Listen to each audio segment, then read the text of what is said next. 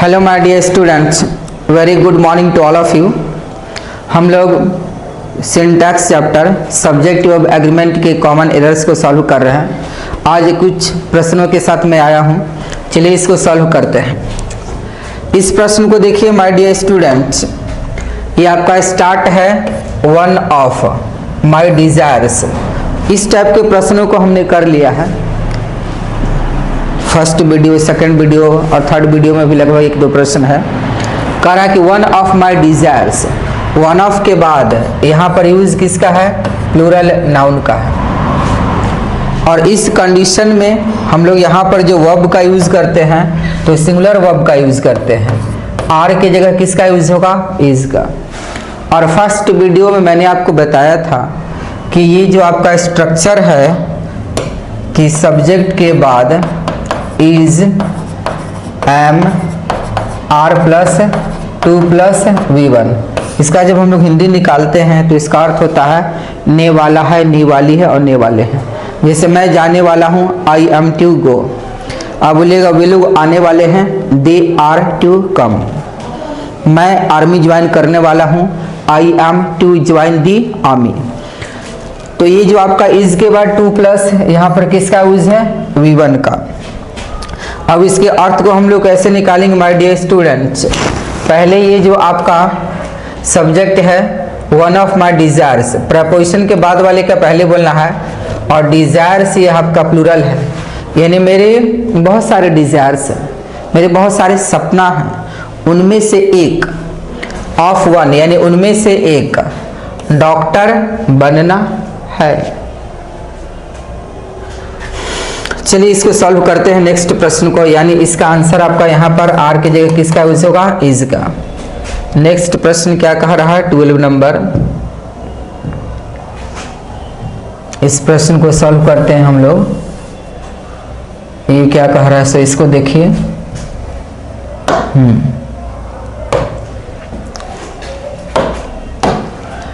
Kambli is one of the players who has been, same प्रश्न है, repeated question है। ये जो वन है प्रपोजिशन ऑफ है, तो इसके बाद द प्लेयर्स का यूज है, ये आपका प्लूरल नाउन हुआ। ये जो आपका हु है ये आपका क्या हो गया?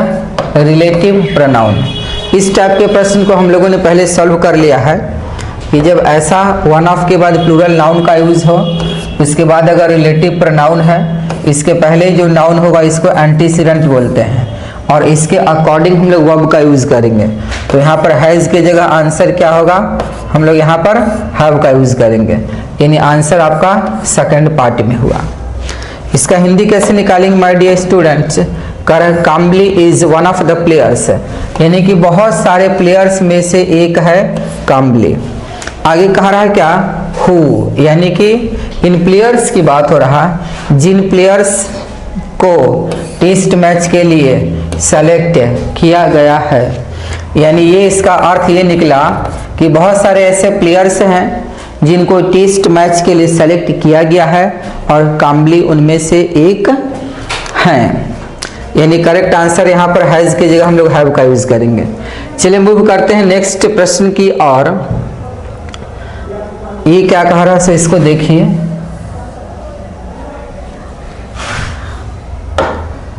इस प्रश्न को चलिए देखिए क्या कह रहा है।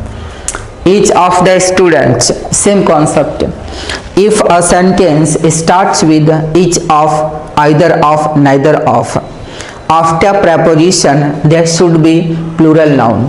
If there is the use of a pronoun, the pronoun should be in objective case. इस प्रश्न को हम लोग पहले समझ चुके हैं। Each of the students, यहाँ पर देखिए माय डियर स्टूडेंट्स, यहाँ पर स्टूडेंट्स का यूज है। ये सारा प्रश्न एग्जामिनेशन हॉल में आया हुआ है। यहाँ पर मैं मुझे लिख देना चाहिए था। कर each of the students in the computer class, ये क्या है? प्रपोजिशन है। यानी ये जो आपका फर्स्ट ऑप्शन है, इसके पहले यहाँ पर ये जो वर्ब है, इसके पहले ये सारा क्या है? सब्जेक्ट है। पूरे इंग्लिश में सब्जेक्ट वर्ब ऑब्जेक्ट, किसी भी सेंटेंस का सब्जेक्ट नाउन या प्रोनाउन होता है। हम लोग इन्फिनेटिव का यूज करते हैं, जेरंड का यूज करते हैं, डी प्लस एडजेक्टिव का यूज करते हैं। तो ये भी यहाँ पर काम नाउन का ही करता है, नाउन के रूप में ये फंक्शन करता है। तो ये जो आपका सब्जेक्ट है, तो इसके पहले each of the students in the computer class, ये आपका नाउन फ्रेज हुआ। और ये जो सब्जेक्ट है, तो ये जो प्रेपोजिशन है या कितना भी प्रेपोजिशन से वो आपको जोड़ते जाए। फर्स्ट प्रेपोजिशन के पहले जिस वर्ड का यूज है, इसके अकॉर्डिंग हम लोग वर्ब का यूज करते हैं। तो यहाँ पर जो हैज है, तो ये सेंटेंस आपका सही है। आगे में कह रहा है क्या, देखिए यहाँ पर ये मिस्टेक है देयर। याद रखिएगा, बहुत इंपॉर्टेंट ये रूल है, जिस सब्जेक्ट के अकॉर्डिंग हम लोग वर्ब का यूज करते हैं, उसी सब्जेक्ट के अकॉर्डिंग पॉजिटिव एडजेक्टिव का यूज करते हैं। माय डियर स्टूडेंट्स, यहाँ पर ये जो देयर है, ये आपका क्या है, पॉजिटिव एडजेक्टिव है। पॉजिटिव एडजेक्टिव क्या होता है, तो प्रोनाउन के फॉर्म्स होते हैं, subjective case, objective case, positive adjective, positive pronoun और रिफ्लेक्सिव प्रोनाउन, एक एम्फैटिक प्रोनाउन भी होता है। तो ये जो आपका है आई, ये आपका हो गया सब्जेक्टिव केस। ये जो आपका है मी, ये ऑब्जेक्टिव केस। ये जो आपका है माई प्लस नाउन, ये आपका पॉजिटिव एडजेक्टिव जिसकी हम लोग यहाँ पर बातचीत कर रहे हैं। और ये जो आपका है माइन, ये पॉजिटिव प्रोनाउन हुआ। और ये जो आपका है माई सेल्फ, इसे कहा जाता है रिफ्लेक्सिव प्रोनाउन। तो यहाँ पर ये जो आपका माई के साथ एक नाउन का यूज है, याद रखिएगा माय डियर स्टूडेंट्स, कि कहीं भी पूरे इंग्लिश ग्रामर में अगर पॉजिटिव एडजेक्टिव का यूज है, तो इसके साथ एक नाउन आता ही आता है। बिना नाउन का पॉजिटिव एडजेक्टिव का यूज हम लोग कभी नहीं देखते हैं, और इसका यूज कभी नहीं होता है। तो यहाँ पर ये जो आपका देयर है, इसके साथ यहाँ पर रिसर्च पेपर है, रिसर्च पेपर है, इस नाउन का जिक्र है। तो ये जो आपका ईच है, तो इसके अकॉर्डिंग यहाँ पर वर्ब हैज, ये तो सही है, लेकिन यहाँ पर देयर का यूज नहीं होगा। यहाँ पर हम लोग देयर की जगह किसका यूज करेंगे, यहाँ पर हम लोग यूज करेंगे हिज का। इस सेंटेंस में स्टूडेंट्स का यूज है, तो इसे आपका जेंडर क्लियर नहीं है कि आपका मैस्कुलिन है, फेमिनाइन है, यानी बॉयज की बात कर रहे हैं या गर्ल्स की बात कर रहे हैं। तो ये भी ग्रामर का रूल है कि एक सेंटेंस में अगर जेंडर क्लियर नहीं लिखा हुआ है, नहीं दिया हुआ है, तो मैस्कुलिन जेंडर को ही माना जाता है। यानी यहाँ पर जो आपका ईच है, तो इसको हम लोगों को मैस्कुलिन मान लेना है, और मैस्कुलिन जेंडर के लिए हम लोग ही फैमिली का यूज करते हैं। तो ही फैमिली का जब यूज करते हैं माय डियर स्टूडेंट्स, तो यहाँ पर देखिए ही आपका सब्जेक्टिव केस है, और ये जो आपका हिम है, ये आपका ऑब्जेक्टिव केस है, और ये जो आपका हिज प्लस नाउन है, ये पॉजिटिव एडजेक्टिव है, और ये जो आपका हिज है, ये पॉजिटिव प्रोनाउन है, और रिफ्लेक्सिव प्रोनाउन इसका क्या हो गया, हिम सेल्फ। तो यहाँ पर जो देयर के बदले हिज का यूज हुआ, यही आपका हिज है, इसी हिज का यूज यहाँ पर किया गया है। यानी ये जो सेंटेंस है माय डियर स्टूडेंट्स, तो इस सेंटेंस में ये जो आपका देयर है, इसके जगह पर किसका यूज होगा, हम लोग हिज का यूज करेंगे। याद रखिएगा, दोबारा मैं इसे रिपीट कर रहा हूँ इस कॉन्सेप्ट को। किसी भी सेंटेंस में जिस सब्जेक्ट के अकॉर्डिंग हम लोग वर्ब का यूज करते हैं, क्रिया का यूज करते हैं, उसी सब्जेक्ट के अकॉर्डिंग पॉजिटिव एडजेक्टिव का यूज किया जाता है। ये पूरी जितने भी टाइप के कॉमन एरर्स होते हैं, सब में यही रूल अप्लाई होगा। चलिए अब इसके अर्थ को समझते हैं हमारे डियर स्टूडेंट्स। ऐसे अर्थ को समझेंगे तो पहले सब्जेक्ट का हिंदी निकाल लेना है। यहाँ पर प्रेपोजिशन है, यहाँ प्रेपोजिशन है, द कंप्यूटर क्लास, और यहाँ पर किसका यूज है, हैज टू। कोई भी सेंटेंस में अगर हैज टू, हैव टू का जिक्र है, इसका हिंदी क्या होता है, ना है। मुझे जाना है, आई हैव टू गो। उन लोगों को यहाँ आना है, they have to come here. मुझे लाइफ में कुछ करना है, I have to do something in my life. यानी हैज टू और हैव टू का हिंदी जब हम लोग ट्रांसलेशन करते हैं तो इसका अर्थ होता है ना है, नी है, ने है। ये देखिए क्या कह रहा कि कंप्यूटर क्लास में जितने भी विद्यार्थी हैं उनमें से प्रत्येक को इस सेमेस्टर में अपना रिसर्च पेपर टाइप करना है। यानी यहाँ पर ये तो हमने आंसर बता दिया कि देयर की जगह किसका यूज होगा, हिज का। इसके देखिए हिंदी का अर्थ को हम लोगों ने कैसे समझा कि कंप्यूटर क्लास में जितने भी विद्यार्थी हैं उनमें से प्रत्येक को इस सेमेस्टर में अपना रिसर्च पेपर टाइप करना है। चलिए नेक्स्ट प्रश्न की ओर मूव करते हैं, क्या कह रहा है सो देखिए। इस प्रश्न को देखिए क्या कह रहा है ये।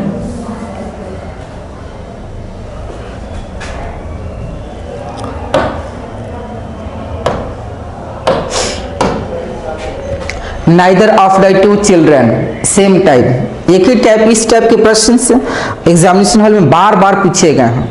नेक्स्ट टाइम मैं कोशिश करूंगा कि जो वीडियो बनाऊंगा तो इस टाइप के प्रश्न को मैं हटा दूंगा। क्या कह रहा कि इसे आप नाइदर बोलिए या इसे आप नीदर बोलिए, प्रोनाउंसिएशन दोनों एक्सेप्टेबल है। इंडिया में कुछ लोग नाइदर बोलते हैं, कुछ लोग नीदर बोलते हैं, इससे आपका कोई रिजेक्शन नहीं होने वाला है। ऑफ के बाद यहाँ पर जो ये नाउन है, ये आपका नाउन क्या है, प्लूरल नाउन है। मैंने बार बार रिपीट किया कि each of, either of, neither of के बाद आने वाले जो नाउन है ये आपका प्लूरल होना चाहिए। यहाँ पर प्लूरल का यूज है, सेंटेंस बिल्कुल यहाँ सही है। अब यहाँ पर कह रहा है कि said dear prayer before going to bed. My dear students, इस पार्ट में कोई मिस्टेक नहीं है, लेकिन इस पार्ट को देखिए यहाँ पर किसका यूज है, देयर का। और ये जो नाइदर है तो ये क्या होता है, not one of the to. ये क्या होता है, neither not one of the to.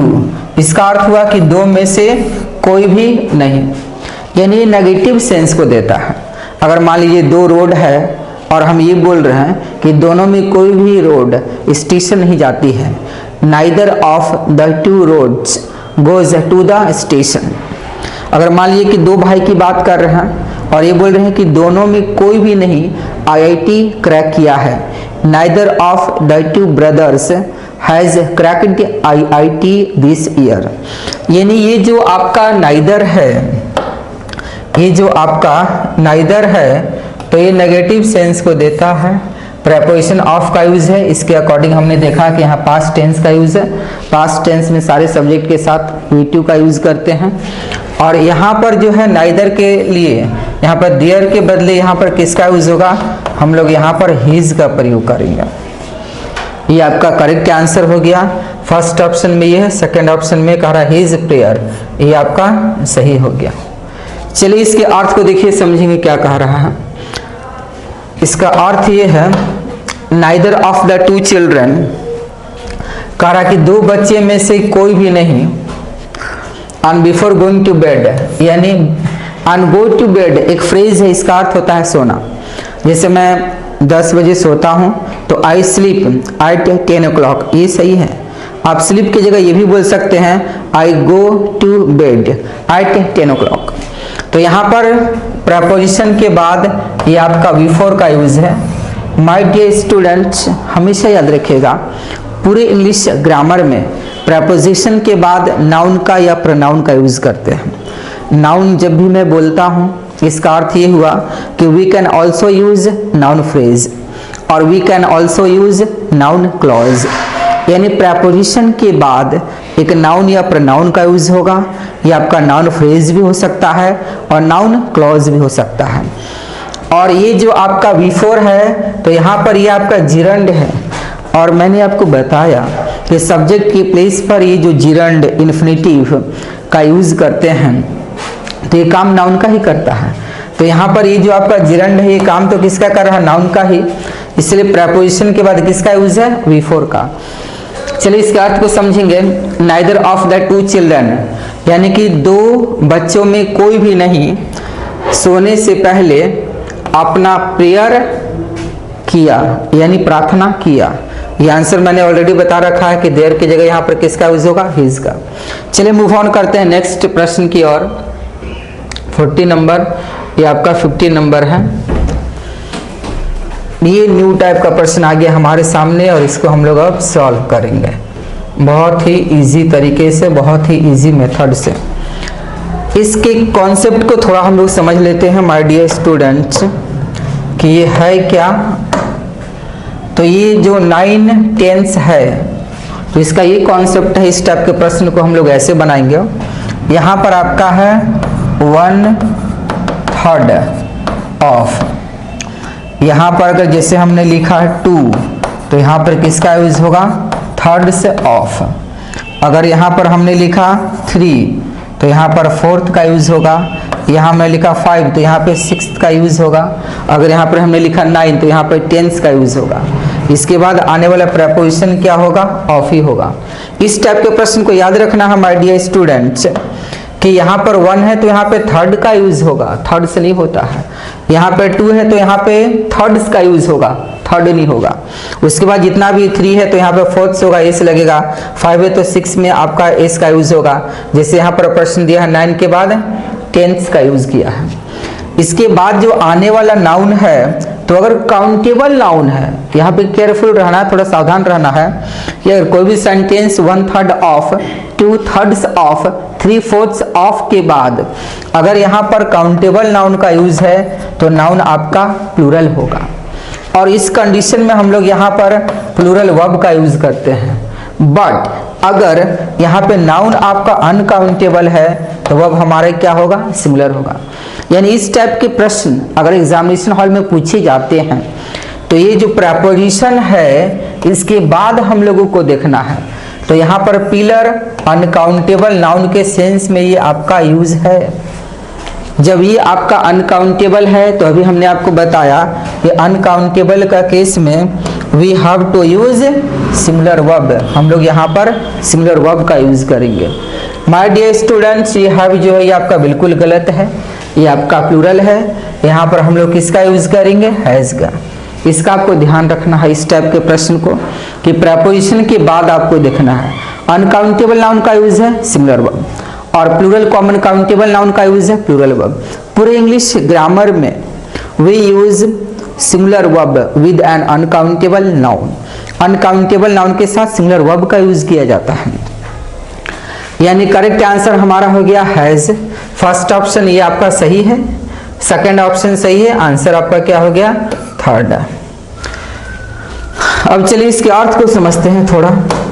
कहा कि 9/10 ऑफ द पिलर, यानी कि कोई भी आपका पिलर है, इसमें जो भी आपका पार्ट है इसको 10 भाग में बांटा गया है, उसमें 9 की बात कर रहे हैं। ये मैथमेटिकल फॉर्म में ऐसे होता है, यानी टोटल 10 है उसमें हम 9 की बात कर रहे हैं। करा 9/10 ऑफ द पिलर, पिलर का जो 9/10 भाग है, करा हैज रॉटन अवे। यहाँ पर हमने बताया कि हैव की जगह आंसर क्या है, हैज, और ये यहाँ पर रॉटन क्या है, V3 है। तो ये रॉटन मीन्स क्या है, सड़ चुका है, खराब हो चुका है। यानी इसका अर्थ ये हुआ कि जो पिलर है उसके 9/10 भाग पूरी तरह से सड़ चुका है, खराब हो चुका है, अब वो टूटने वाला है, गिरने वाला है। चलिए मूव ऑन करते हैं नेक्स्ट प्रश्न की ओर। 60 नंबर, ये देखिए इस कॉन्सेप्ट को हम लोग समझेंगे। ये बहुत ही प्यारा प्रश्न है, एग्जामिनेशन हॉल में इस टाइप के प्रश्न को बार बार पूछा जाता है। ये देखिए क्या है, माय डियर स्टूडेंट्स, बचपन से हम लोग ये जानते हैं कि ये जो आपका मेनी है तो मेनी के पहले हम लोग मेनी के साथ प्लूरल नाउन का यूज करते हैं और प्लूरल वर्ब का यूज करते हैं। लेकिन एग्जामिनेशन हॉल में बच्चे को कंफ्यूज करने के लिए एग्जामिनर क्या करेगा कि ये जो मेनी है इसके पहले आपको अ ग्रेट जोड़ देता है, अ ग्रेट जोड़ देता है, यहाँ पर अ गुड आपको दे देगा, अ गुड मेनी। आपको ध्यान रखना है कि अगर ये जो मेनी है इसके पहले अगर अ ग्रेट का यूज है, या अगर ये जो आपका मेनी है इसके पहले अ गुड का यूज है, तो इस कंडीशन में यहाँ नाउन प्लूरल होगा और वर्ब भी क्या होगा, प्लूरल होगा। लेकिन एक और इस टाइप का प्रश्न है जो आपको कंफ्यूज करेगा कि मेनी के बाद अगर एक आर्टिकल ए और एन का यूज है, इसके बाद आने वाला नाउन सिंगुलर होगा और यहाँ पर यूज करते हैं हम लोग सिंगुलर वर्ब का। तो इस चीज को ध्यान रखना है माय डियर स्टूडेंट्स कि ये जो मेनी है तो मेनी के पहले अगर अ ग्रेट का यूज है, यहाँ पर आपका नाउन प्लूरल होगा और यहाँ पर वर्ब भी क्या होगा, प्लूरल होगा। मेनी के पहले अगर अ गुड का यूज है, यहाँ पे नाउन प्लूरल होगा और वर्ब भी क्या होगा, प्लूरल होगा। बट थोड़ा से यहाँ ध्यान देना है कि बट अगर मेनी के बाद एक इंडेफिनिट आर्टिकल का यूज है तो आने वाला नाउन यहाँ पे सिंगुलर होगा और वर्ब क्या होगा, सिंगुलर होगा। इसका अर्थ होता है बहुत और इसका अर्थ होता है एक। इंग्लिश है, लैंग्वेज है, बहुत तरह से बोलते हैं। जैसे अगर आप ये बोलते हैं कि एक मोबाइल पोडियम के ऊपर है तो आप क्या बोलेगा कि a mobile is lying on the podium. तो a mobile is lying on the podium, इसकी जगह आप ये भी बोल सकते हैं many a mobile is lying on the podium. अगर आप ये बोलते हैं एक लड़की आ रही है, अ गर्ल इज कमिंग, तो आप इस सेंटेंस को ऐसे भी बोल सकते हैं many a girl is coming. यानी मेनी के बाद इंडेफिनिट आर्टिकल का यूज है, सिंगुलर नाउन है, तो इसका सेंस होता है एक। बट अगर ये आपका मेनी है, इसके पहले अ गुड या ग्रेट मेनी का यूज है, तो इसका सेंस होता है बहुत। बहुत सारे विद्यार्थी का सिलेक्शन हुआ है। A good many students have been selected this year. चलिए इसके कॉन्सेप्ट को हमने सीख लिया, अब इसको हम लोग सॉल्व करते हैं। सेंटेंस को देखिए माय डियर स्टूडेंट्स, ये क्या कह रहा है। सेंटेंस स्टार्ट है अ ग्रेट मेनी। अब इसके कॉन्सेप्ट को हमने यहाँ पर पढ़ा, यहाँ पर स्टूडेंट है, बिल्कुल गलत है। अ ग्रेट मेनी के बाद आने वाला noun, the noun should be plural, noun आपका प्लूरल होना चाहिए, तो यहाँ पर एस का यूज हम लोग करेंगे। अब ये सेंटेंस बिल्कुल सही हो गया, बिल्कुल करेक्ट हो गया। आंसर हमारा क्या है, ऑप्शन 1 है। यहाँ पर यूज है हैव बीन का, डिक्लेयर्ड सक्सेसफुल, यानी करेक्ट आंसर हमारा हुआ यहाँ पे सेकंड ऑप्शन में क्या होगा, हैव। चलिए इसके अर्थ को समझते हैं। एक्चुअली हम लोग पटना में पढ़ाते हैं, बहुत ऐसे विद्यार्थी मेरे पास आते हैं, they are unable to understand a single line in Hindi, that is why it is my habit to tell them Hindi. मैं कोशिश करता हूं कि उनको ऐसा कॉन्सेप्ट दे दूं ताकि वो धीरे धीरे कोशिश करते करते खुद सीख जाए। सबसे पहले हम लोग इसका हिंदी बोलेंगे, अ ग्रेट मेनी जो स्टूडेंट्स है, तो इसका हिंदी हुआ कि बहुत सारे स्टूडेंट्स। हैव के साथ बीन है और यहाँ पे डिक्लेयर्ड है। My dear students present perfect tense का पैसिव फॉर्म है। प्रेजेंट परफेक्ट टेंस में हैज और हैव के साथ V3 का यूज होता है, लेकिन जब इसको पैसिव में कन्वर्ट करते हैं तो V3 के पहले बीन का यूज होता है। तो अब ये सक्सेसफुल क्या है, ये आपका हो गया एडजेक्टिव। क्या कह रहा है, सो देखिए, अ ग्रेट मेनी स्टूडेंट्स यानी बहुत सारे विद्यार्थी सक्सेसफुल डिक्लेयर किए गए हैं। चलिए मूव ऑन करते हैं नेक्स्ट प्रश्न की ओर। माय डियर स्टूडेंट्स, नेक्स्ट प्रश्न क्या है, बहुत इजी। ये क्या कह रहा है, सो देखिए,